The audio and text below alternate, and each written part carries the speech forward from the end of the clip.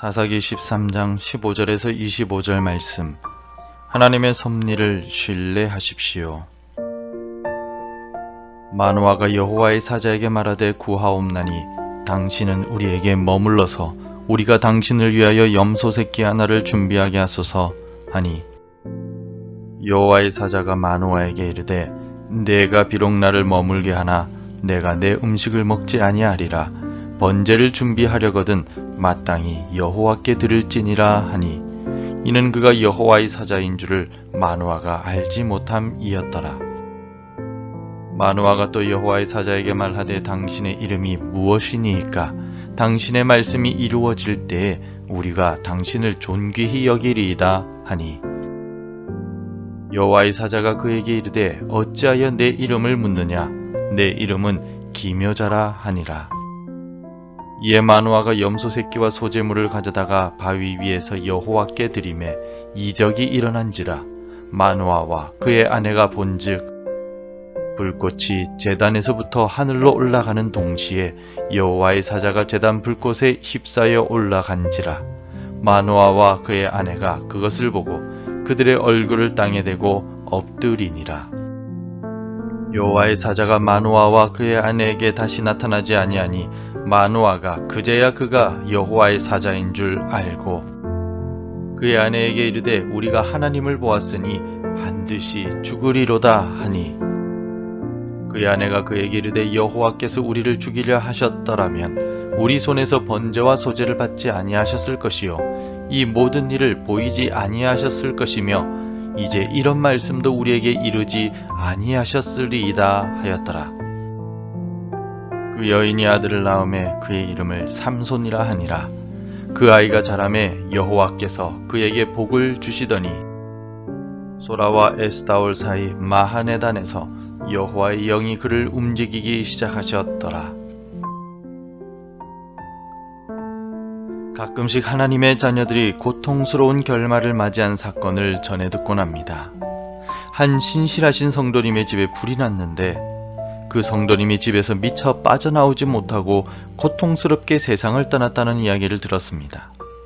이 사건을 접하면서 생명을 잃으신 성도님과 같은 교회에 출석하셨던 다른 분들이 이 사건에 대해 안타깝게 생각하면서도 하나님께서 왜 이러한 일을 주셨는가에 대해 고민을 하시던 내용을 전해 들었습니다.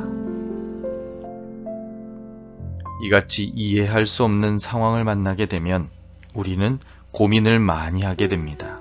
하나님이 과연 살아계신 것일까? 살아계시다면 왜 신실한 성도가 고통을 당하게 내버려 두시는가 고민을 하게 됩니다. 고민을 넘어서서 하나님을 원망하게 될지도 모릅니다. 우리는 하나님의 섭리와 계획을 완전히 이해할 수가 없습니다. 어렴풋이 깨달을 수는 있겠지만 정확하게 이해하지 못합니다.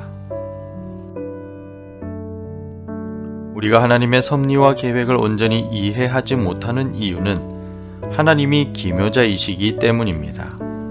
기묘하다라는 말은 우리 인간의 이해를 넘어선다는 뜻으로 기묘자이신 하나님의 생각과 뜻을 우리는 전혀 이해할 수 없다는 뜻입니다.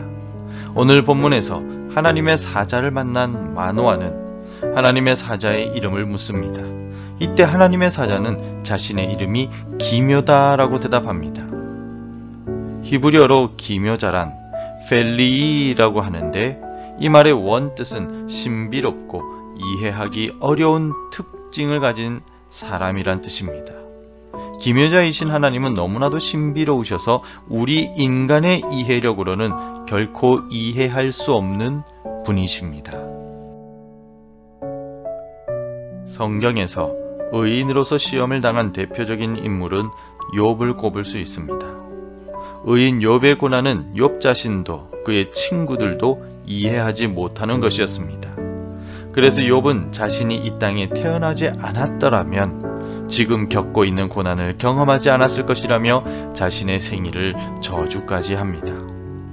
욥의 친구들은 욥에게 숨겨진 죄를 어서 회개하고 하나님께 용서를 받으라고 다그칩니다. 고통의 마지막에 하나님은 욥을 만나주시며 세상의 창조나 자연의 이치에 대해 욥이 아는지 물어보십니다. 욥은 하나님의 질문에 단 하나도 대답하지 못합니다. 하나님의 섭리와 계획은 의인 욥이라고 할지라도 이해할 수가 없었기 때문입니다. 사도행전에 나오는 스데반 집사는 또한 어떠합니까? 그는 신실한 예수님의 종이자 초대교회의 존경받는 집사였습니다. 그가 복음을 전할 때 사람들이 그에게 돌을 던졌고 그들의 돌에 맞아 죽게 됩니다. 신실한 스데반이 주님의 복음을 전하는데 하나님은 그를 구원하시지 않고 죽도록 내버려 두셨습니다. 이 사건을 두고 초대교회 성도들은 처음에는 스데반의 순교 사건에 대해 온전히 이해하지 못했을 수도 있습니다. 그러나 그의 죽음은 복음이 예루살렘에 머무르지 않고 세상 끝까지 전파되는 계기가 되었습니다. 하나님의 섭리와 계획은 아무도 이해할 수가 없었습니다. 이사야 9장에서도 우리 예수님을 향하여 기묘자요, 모사라고 표현하고 있습니다. 그 어떤 사람도 하나님의 독생자이신 예수님을 온전히 이해할 수 없으며 그분이 행하신 모든 일들을 깨달을 수 없다는 뜻입니다. 예수님은 우리 인간의 지혜를 넘어선 완전한 지혜를 가지고 계시다라는 뜻입니다. 우리는 하나님의 섭리와 계획을 모두 이해할 수 없습니다. 그러나 하나님의 계획과 섭리가 항상 우리에게 선하다는 사실을 기억하고 신뢰해야만 합니다. 우리가 할 수 있는 최선의 방법은 우리를 향한 하나님의 계획이 선하고 완벽하다는 사실을 기억하고 믿음으로 인내하며 순종하는 것입니다. 혹시 이해할 수 없는 현실과 상황으로 인하여 괴롭고 답답하다면 믿음을 가지고 인내하며 이겨내시기 바랍니다. 다 이해할 수 없는 상황에도 하나님을 신뢰할 때 우리의 이해를 넘어서서 일하시는 하나님의 능력을 경험할 수 있을 것입니다.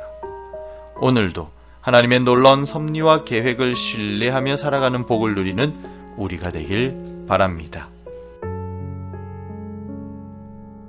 기도하겠습니다. 하나님, 새날을 우리에게 허락해 주셔서 감사합니다.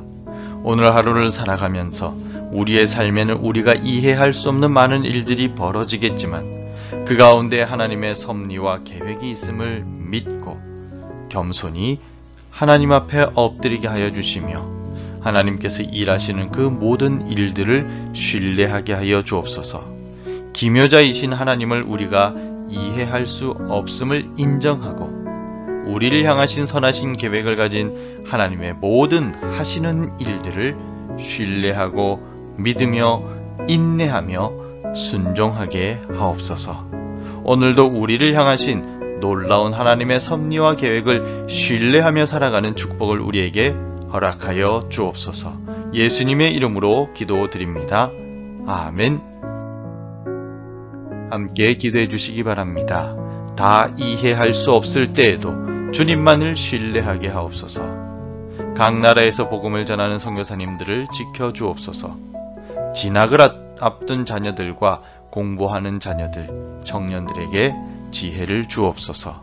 오늘도 말씀과 기도로 하루를 시작하시기를 바랍니다.